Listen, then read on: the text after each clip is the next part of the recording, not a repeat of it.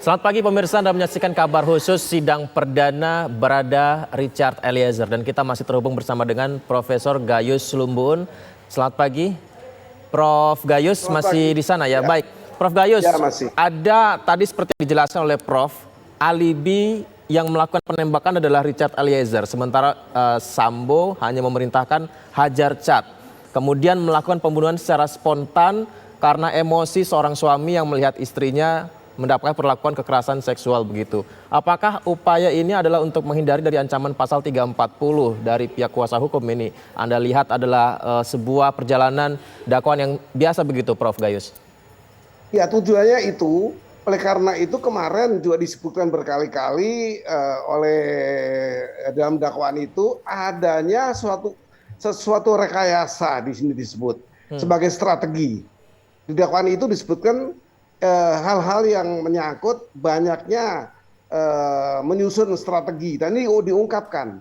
Oleh karena itu seperti persiapan mengisi peluru. Nah, ini kan bagian-bagian dari akan di-cross-check dengan apa yang disebut sebagai persiapan sebagai perencanaan pembunuhan. Ini nanti akan menjadi ramai sekali ketika nanti kesaksian terdakwa yang berstatus GC pada hari ini akan menjadi penting bagaimana jaksa JPU nanti bisa bertahan atas segala eksepsi dan penyampaian hal-hal yang bersifat strategi tadi.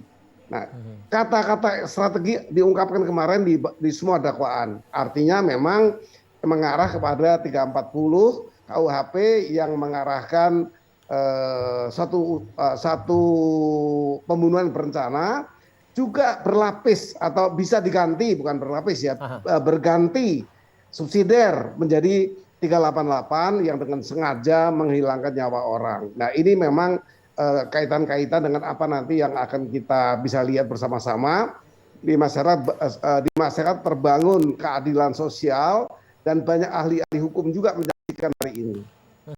Prof, ini kan keberatan disampaikan dalam eksepsi oleh kuasa hukum FS begitu. Nah, apakah setelah mendengarkan dakwaan langsung dilakukan eksepsi kemarin kan? Nah, itu apakah sebuah perjalanan yang normal dalam sebuah persidangan seperti ini, Prof? Langsung ada eksepsi keberatan dan seperti apa, Prof? Ya, eksepsinya ini disebut sebagai eksepsi formalitas ya, atau eksepsi yang formal. Artinya hanya terbatas kepada lokus delikti dan tempus delikti untuk memastikan bahwa dakwaan ini sudah betul dibuat. Bukan masuk pokok perkara yang masuk kepada satu eksepsi material ya yang saatnya nanti akan diberikan. Nah, lantas statusnya sendiri setelah... Jadi hari Kamis nanti ada putusan atas eksepsi. Di sana kita bisa temukan apa yang diatur di hukum acara terbatas dengan hal-hal yang menyangkut tempus delikti dan lokus delikti. Kemudian identitas terdakwa, itu tiga hal inilah yang merupakan bukti awal yang sifat formal yang kalau tidak menjadi eksepsi bagi pihak lain. Banyak yang disampaikan eksepsi yang diungkapkan oleh pengacara dari FS, termasuk juga bahwa ini bukanlah pembunuhan berencana dan banyak eksepsi yang juga akan dilakukan juga untuk pengacara tersangka lainnya begitu. Nah, status eksepsi sendiri ini akan mempengaruhi dakwaankah, Prof? Dan nanti seperti apa hasilnya ketika hasil pada hari Kamis nanti? Ya, ini akan menjadi perhatian dari majelis hakim. Apakah betul terjadi di sana, di Magelangkah atau di Jakarta? Itu kalau lokus, tempusnya, waktunya itu kapan? Dari waktu ini akan terlihat nanti bahwa perencanaan itu matang. Ya. Tapi kan bukan waktu saja. Sebuah perbuatan, persiapan itu mengisi peluru misalnya, menyuruh orang lain untuk melakukan. Jadi ini bagian yang disebut sebagai persesuaian alat bukti yang sah. Tapi tidak meluas pada pokok perkara. Jadi kemarin saya melihat masih terlalu banyak pokok perkara. Ketika hakim menghentikan juga masih dimohonkan terus untuk dilanjutkan secara singkat. Itu saya lihat kemarin. Berarti hakim sudah menolak kemarin itu untuk dihentikan eksepsi terlalu panjang. Dan hakim yakin itu masuk pokok perkara. Itu pandangan kami. Nah, kemudian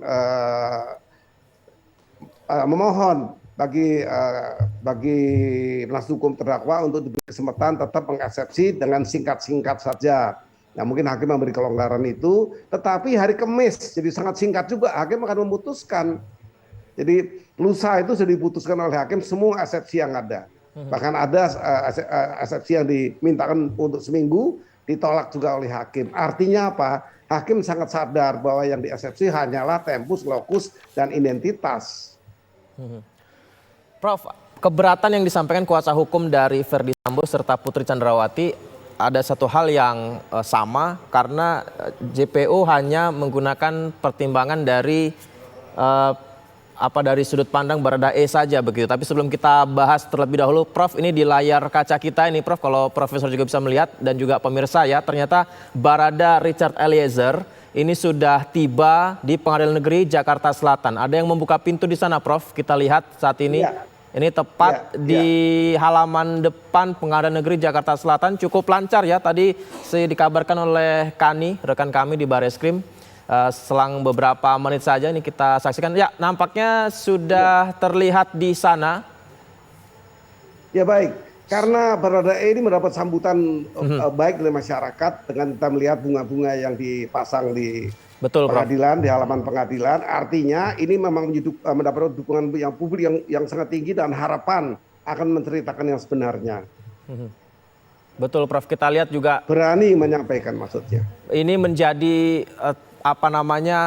vokal ataupun sudut pandang utama dari masyarakat Indonesia hari ini, pagi hari ini. Prof. Ini juga menjadi role model, satu role model bagi semua saksi harus berani menyampaikan apa yang diketahui secara langsung, dilihat langsung, dan diketahui secara langsung apa dialami secara langsung. Ini satu role model agar menjadi pembelajaran bagi semua saksi, walaupun dengan ancaman. Kalau ini saksi mengatakan tidak benar, ada ancaman hukumannya. Kalau menimbulkan kerugian bagi saksi lain, pihak lain akan dihukum 9 tahun. Jadi ada risiko yang harus dihadapi oleh saksi, terutama yang berstatus GC. Dia harus jujur. Untuk itulah dilakukan sidang khusus ya, mendapat perlakuan yang sedikit berbeda dengan 4 tersangka sebelumnya yang dilangsungkan kemarin ya. Kita lihat ini adalah suasana di dalam Pengadilan Negeri Jakarta Selatan, Prof. Dan juga tadi kita lihat Barada Richard Eliezer sudah memasuki di ruangan di dalam Pengadilan Negeri Jakarta Selatan yang sudah siap untuk menjalani sidang perdananya. Prof, kita sambil berbincang juga, keberatan dari kuasa hukum FS dan PC adalah dari dakwaan yang disampaikan dari sudut pandang seorang Richard Eliezer saja begitu. Dan ini dianggap tidak seimbang, tidak sesuai dengan fakta sendiri. Nah, ini seperti apa tanggapannya, Prof? Ya, nanti hakim yang menilai karena memang dakwaan ini dari berbagai pihak ya, bukan saja sesungguhnya kalau saya dengar kemarin bukan saja dari terdakwa Eliezer saja, tetapi boleh saja keberatan disampaikan pada saatnya. Hakim akan bisa memutuskan terbaik kalau disesuaikan dengan keadaan yang lain atau saksi lain.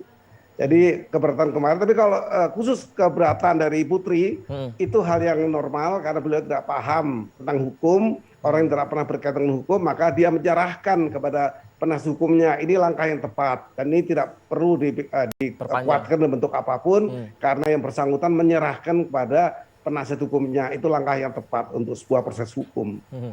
Kalau menyimak dari dakwaan yang disampaikan kemarin, kemudian juga eksepsi dari FS dan PC, ya meskipun Kuat Ma'ruf dan Ricky Rizal belum memberikan eksepsinya ya, tapi keempat ini kan juga menjadi salah satu tersangka yang hasil dari informasi Baradae begitu. Nah, ini nanti seolah-olah 1 lawan 4 orang nih, Prof. Baradae dengan Verdi FS, PC, Kuat Ma'ruf dan RR. Nah, ini seperti apa, Prof, kira-kira, Prof?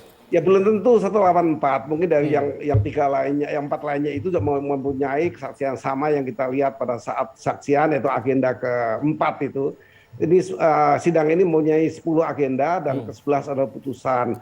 Agenda ke-4 nanti adalah menyangkut saksi-saksi. Disitulah fokus atau puncak dari tayangan keadilan ini. Baik. Dan pers akan sangat menentukan. Pers akan berpengaruh kepada keadilan yang dibangun oleh masyarakat, dikenal sebagai social justice.